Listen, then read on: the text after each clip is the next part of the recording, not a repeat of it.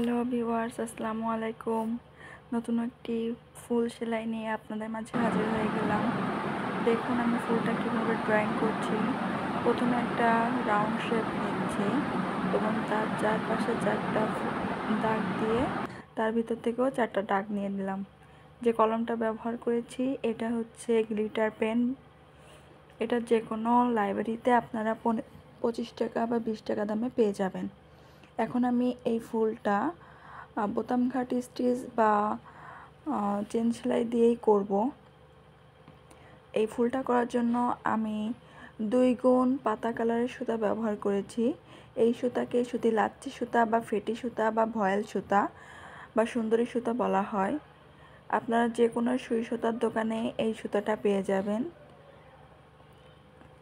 এই সেলাইটা আপনারা ছোট বাচ্চাদের বেবি ফ্রকে, ম্যাক্সিতে, নিমা, ফতুয়া বা বড়দের কামিজের ভিতরে, ওড়নার ভিতরে ছড়িয়ে ছিটিয়ে করতে পারেন।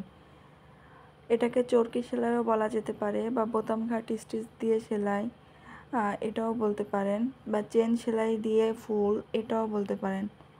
দেখুন ফুলটা কত সহজ, একবারেই ইজি। কাজটি যদি আপনাদের ভালো লেগে থাকে তাহলে অবশ্যই লাইক কমেন্টস করবেন, সাবস্ক্রাইব করবেন আমার চ্যানেল, তাহলে পরবর্তী সকল ভিডিও আপনারা সাথে সাথেই পেয়ে যাবেন। আল্লাহ হাফেজ।